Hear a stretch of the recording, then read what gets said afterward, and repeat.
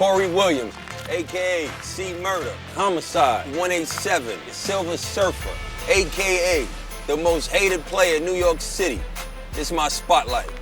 When I destroy you, I give you everything I have in my arsenal. I'm gonna shoot a couple threes, the mid-range off the glass, yes, you do know about that, and I'm gonna definitely take it to the basket, in transition as well as in the half court.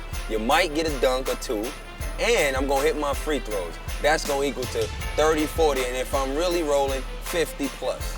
The difference is between me and a lot of guys, is I feel at least, is that if I get 30 in this tournament, it's not just this tournament I get 30. I get 30 in every way I go. I sweep the table. And I think that's the difference between me and a lot of guys. My best street ball memory, it had to be the Ron Artest game.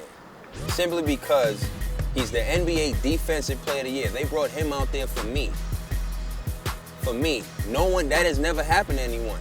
We gotta bring Ron Artest to stop Corey Williams? Come on, man, that's the best moment. And for me to finish that game with 26 and dunked and had a by him, not on him, but by him. 2 months from being named Defensive Player of the Year in the NBA.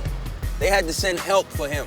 If the NBA Defensive Player of the Year couldn't stop me from doing what I do, there's no way a regular player in playground basketball could stop me, period. Homicide in the backcourt between the legs, shakes, bakes with the pill. A little Fred Flintstone shuffle. Homicide to the basket. Yes! Homicide! Corey Williams to the 10. Here comes K1X. I got started in the street ball game. I graduated Alabama State University in 2000 and came from a small school. I didn't really have a big name, and I just thought and figured that I'm in the mecca of basketball, let alone street basketball in New York City, I had to get my name out there in the circuit. I just started playing everywhere. I was playing like 7, 8 tournaments, literally playing. It would be days I'd have 3 games in one day. And I would go and make it to all 3 of them. Like, I would do anything I possibly could to get a name. The summers prior to this summer, I was always the hunter. I had a list of players, whoever was hot at the time, that I was going around the city, going to find these players, play against them, and destroy them. That's the only way you can get real respect, is playing against another marquee player and outplaying them. I had to go at Charles Jones, Tyrone Evans, a.k.a. Hallie Moe, X-Ray Rivera, Kareem Reed. I didn't take them out, but I went at it. And I went through every player. Went through them and finished them. AKA the most dangerous. The most dangerous. That's why he's the most dangerous. When I won the last man standing competition in the Garden, at that point, I was just away from Toronto. And on the floor for the Raptors, Corey Williams. At the age of 28, Jim Todd discovered him playing in New York City. I came like 4 days away from making that team before the season started, and there was no reason for me to not win it. I was fresh from training with NBA people in an NBA organization, so anything less would have been failure.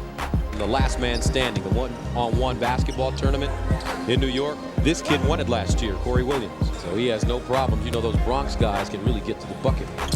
Breaking in the NBA is extremely tough. You know, to be honest with you, it's almost like winning the lotto. It's more timing and the right opportunity than anything. There's a lot of great talent out here in the playgrounds, but everybody can't make it to the next level.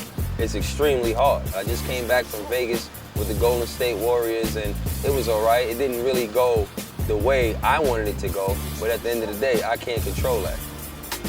You know, I've accomplished a lot. I've come from nothing. I didn't ask anybody for anything.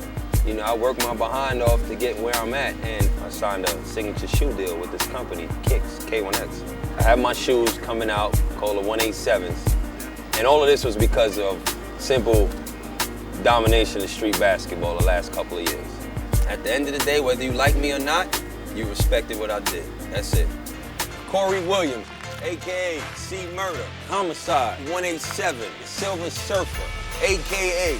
the most hated player in New York City.